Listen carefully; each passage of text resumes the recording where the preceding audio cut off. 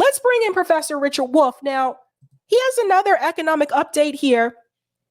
This one I think is very important as well. Of course, I think all of his economic updates are important, but this one in particular, he's not just going to talk about inflation, but Professor Wolff is also going to talk about some of the misconceptions that we have of certain businesses in this country, that they give off this facade that they're doing something good when in reality, they are still profiting from the system. I don't want to give too much away because I want him to explain it, and then I'm going to chime in here and there.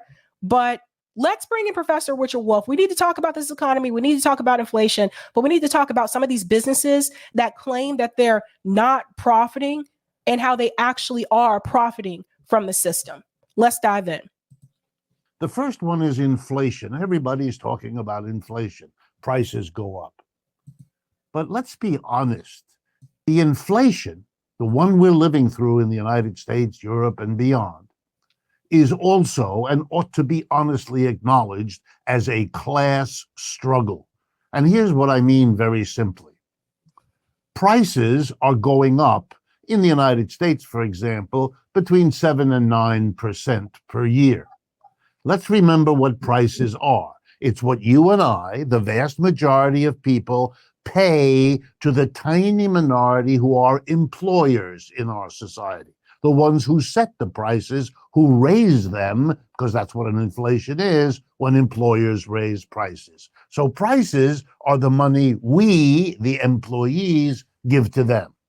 Wages are what they give to us as employees. Prices have been going up by 7 to 9%. Wages in this country have been going up roughly half of that.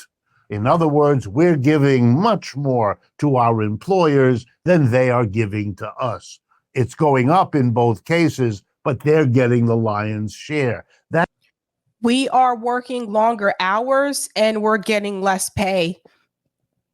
This is another part of the problem, is like there are people working overtime, not being paid for overtime, that's BS, I think, by the way. I don't know who started this trend, but it needs to end. That is not cool. So you have that. So you have, especially with my generation, you have people working longer hours. Forget 40 hours a week. It's always funny to me. People say, oh, you work 40 hours a week. Most of us are working more than 40 hours a week, whether you have a professional job or not. So working 40 hours a week per se, or more than 40 hours a week, and the pay is not, it's not what it should be if you want to compare us to our parents' generation. When it comes to wages, the wages for us did not adjust according to inflation. So we're making less than what our parents were making at our age for that time, but we're working longer hours. So that's important to note. That's a shift of wealth from the employees, the vast majority, to the employers, the tiny minority. That ought to be understood when we talk about abstractions like inflation. Here's another one. Entities, businesses that call themselves non-profits or not-for-profit. Don't believe it. I'll give you an example in a minute. They are for profit. They always have been for profit, most of them. Here's what they really are. Tax exempt. Let me pause there for just a second and we'll get into the whole tax exempt spiel, because I have experience with that as well. Nonprofits. I tried to warn people about this a while back. We've talked about this on RBN2, the difference between a nonprofit, a charity, and mutual aid. And we've even told you that charity is still not the way you should go, because that's a top-down structure. It's not horizontal. Mutual aid is horizontal, right? So let me tell you these nonprofits, right? So back in the day, I interviewed for a nonprofit. I was really excited about it because I too believe that a nonprofit meant it was doing a good thing. I believe that it wasn't for profit since it's called a nonprofit, right? Guess what I found out? Especially here in Boston. Some of these nonprofits are actually funded by, or they are owned by, corporate oligarchs. They're owned by CEOs. They're owned by people who already have wealth or already have other businesses. And then they'll start a nonprofit. It makes them look good, right? It's like, yeah, I have all this money and I started this nonprofit to help out the kids in the hood. It makes them look good. And it looks good on your resume, right? If you work for a nonprofit. But you know what happens? These nonprofits, like these CEOs, like what they'll do is like, maybe the top position of the nonprofit is making a decent amount of wages, but everybody else is barely making enough to get by. Like you'll interview for a position. I interviewed for a position, program manager position at a nonprofit, which was actually a position that I did at university. So same position. The only difference was I would be doing it for a nonprofit. They wanted to pay me less than what the university was paying. Same job, same amount of hours, right? So nonprofits typically don't pay well. That's something you also need to know. Tax exempt, that's a big one. You know who else is tax exempt? Some of these universities. MIT is tax exempt. Boston University is tax exempt. What do I mean by that? When I was academic advisor, part of my job was to plan events for the students as well. So they give you a card and you call it, some people call it a pro card, some call it a P card. Anyway, it's credit card. They give you a card with the university's name on it. And that's the card you're supposed to use to purchase like the food, any of these other items that are considered acceptable by the university as purchases. On the card, there's a phrase that says non-exempt or tax exempt. So anytime I would take the kids out, I say kids, they're adults, I would take them out for like an event or something at like Lucky Strike. I would have to show the card to the manager ahead of time and let them know, FYI, this event is being hosted by Boston University. Therefore, we're tax exempt. So when they would print out the bill for me to pay, taxes were not included. So we didn't have to pay liquor tax, didn't have to pay food tax. They were trying to get away around on that one, though. They were trying to get to a point where you did have to pay food tax, but whatever. I never paid for it.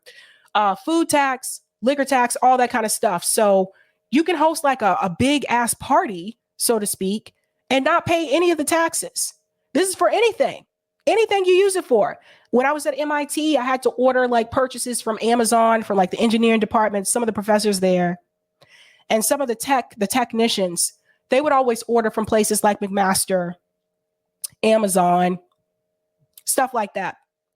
And again, it was tax exempt. So you would use that P card so you don't have to pay any taxes or anything like that. It's a great benefit to have if you don't have to pay the taxes, especially if you're ordering something and your bill is like $1,500, which can easily happen at these events. Just think about what the taxes would be on that.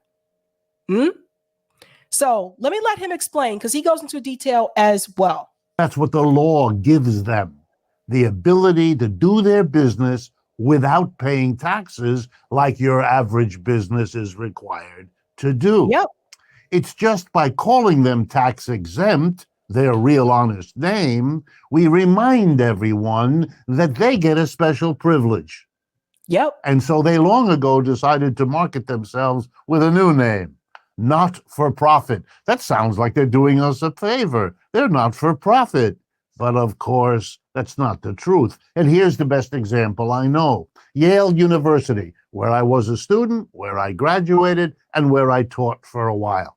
I know the institution real well. It is tax exempt. It doesn't pay tax to the federal government. It doesn't pay tax to the state of Connecticut. And it doesn't pay tax to the city of New Haven, Connecticut, where it is mostly located. It's tax exempt, but it calls itself nonprofit. I have looked at the statistics for Yale for many years. For the vast majority, almost every one of those years, they were profitable as a university. What do I mean? Yep. They earned more money than their costs. Revenues were larger than costs. The difference, they made a profit. But they took the profit and put it into their savings account, their endowment, it's called. And they call that a cost. And then they announce to the public, we're not for profit. Don't be fooled. Not for profit is usually profitable. And the irony, The profit they get is in large part due to the taxes they don't pay. That's very key. So remember that when you see, again, these organizations and these businesses that are nonprofit, just remember that. Remember what Richard Wolff just told you. Because they are definitely making a profit. That is for sure. Now let's use that kind of honesty and directness on bigger topics. One is the war. Let's not pretend we're not involved in an enormous war in Europe, in the Ukraine, as we all know. I want to remind you all of the economics of war because it applies to this one. We used to call wars like this wars of the great powers. World War I, World War II, or clashes of great powers. This one is too, but we're not willing to call it that, like not for profit rather than tax exempt. But I want to talk about what war is economically. First, wars have to be paid for. The United States has given over $100 billion to the war in Ukraine on the side of the Ukrainians. Okay, let's be clear. Resources are used to produce guns and planes and uniforms and everything else being given to Ukraine. Those resources, human beings working, raw materials, machinery, transportation, could have been used for other purposes.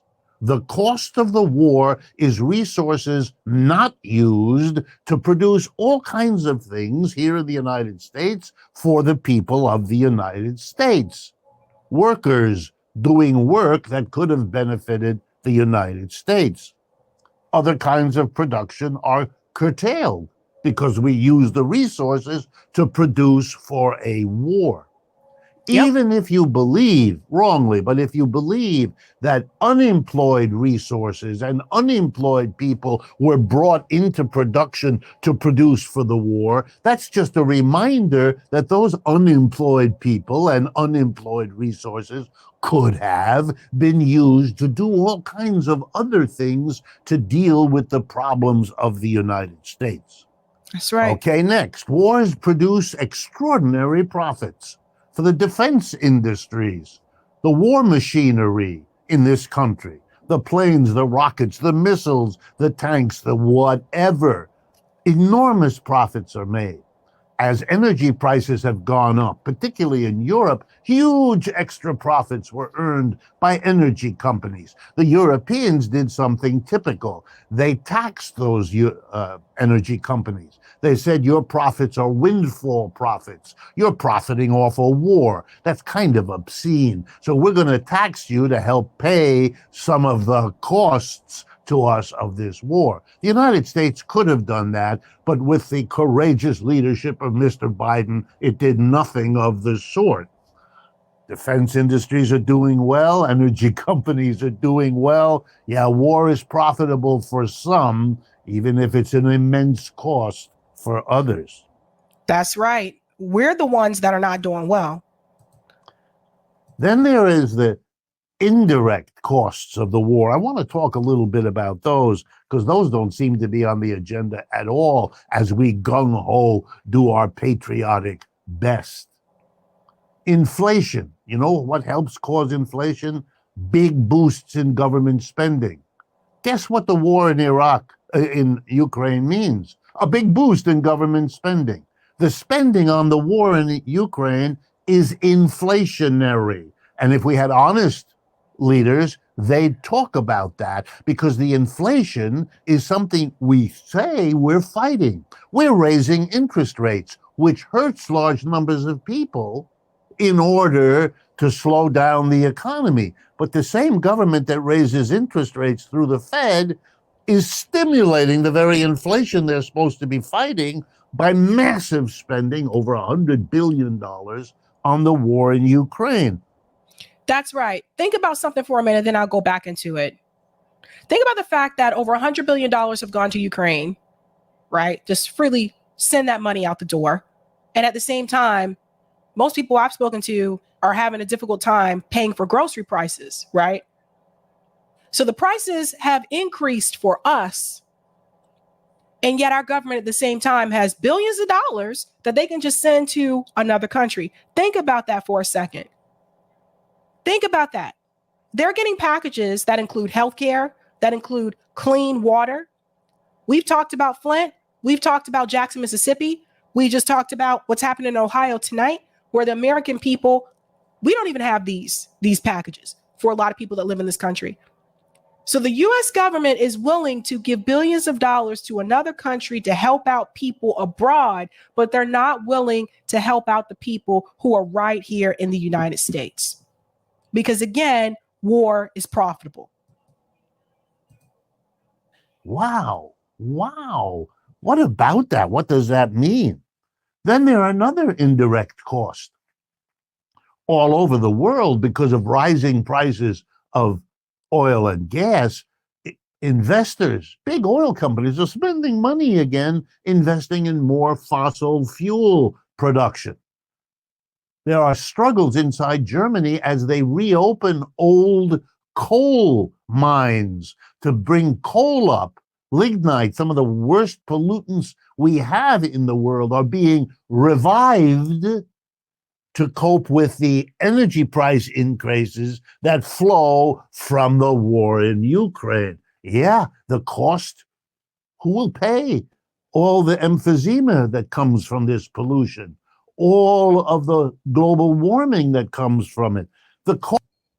The health concerns. Do you guys remember after September 11, do you remember the number of people that lived in New York that lived in that particular area that ended up with health issues after the fact, like lung problems, whether it was asthma, etc.? This is something to think about too when we talk about war. It's not just about environmental pollution. It's also about the medical effects that these wars can have on people, just innocent civilians who live there, who just happen to reside there, the effects it can have on their health. And they had nothing to do with this at all.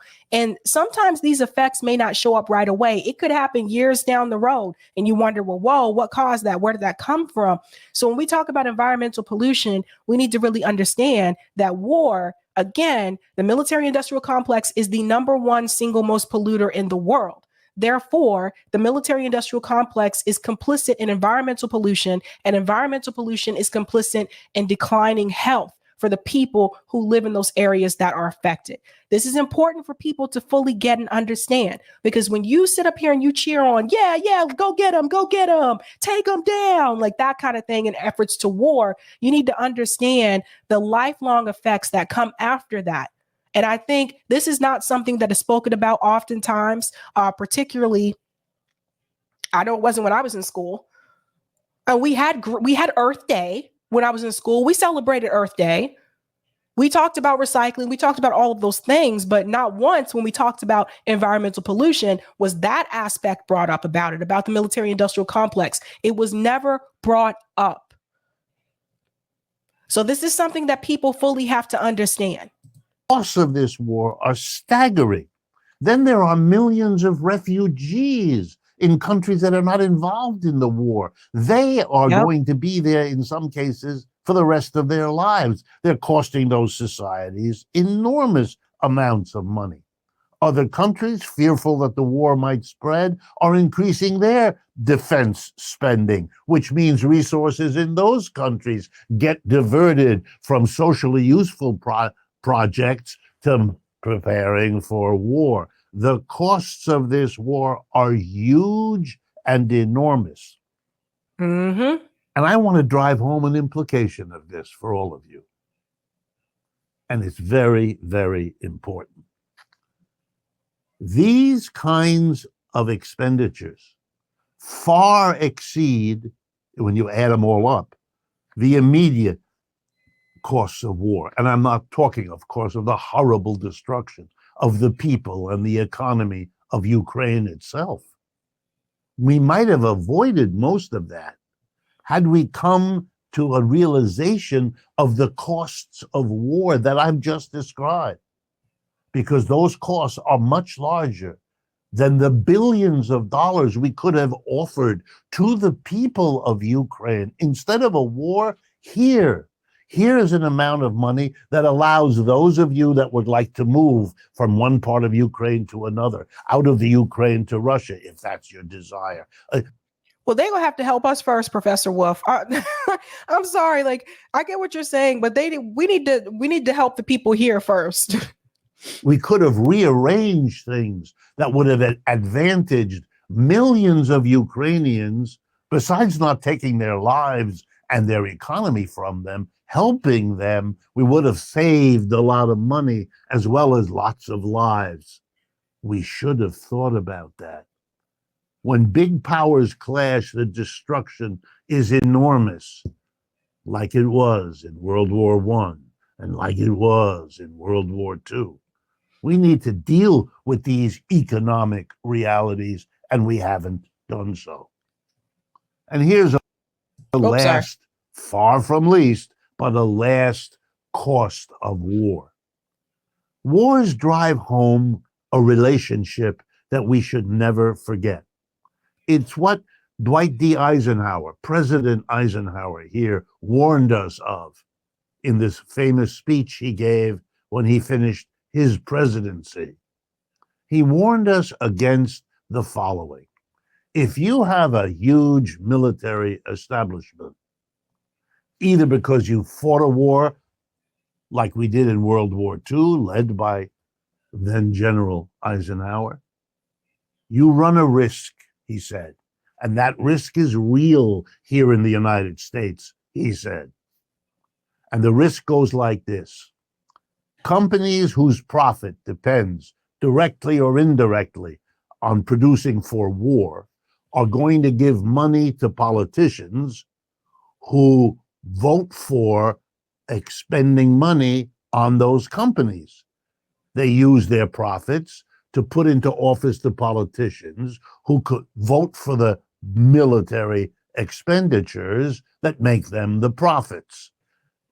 The profiteers fund the politicians, who fund the profits, who fund the politicians. Very cozy, leads to what Eisenhower called the military-industrial complex. It's alive and well and much bigger now than it was when President Eisenhower warned us about it. This should never have been allowed. And I'm going to go ahead and pause it there. I remember seeing that speech. I think we played this on RBN before, that speech by President Eisenhower, where he was trying to warn the American people not to get too deep into bed with the military industrial complex. He saw what was coming. Yeah, imagine if we would have listened. Imagine if we would have listened. So if you want to watch the rest of that video, the name of the video is called Economic Update 2023 World Economic Trends. And that's on Democracy at Work. I do try to watch Democracy at Work at least once a week. That is one of the ones I have, like my go-tos that I do try to watch weekly, but that's one of the ones that I do watch. So definitely follow them. I think like there's so much more to be said there.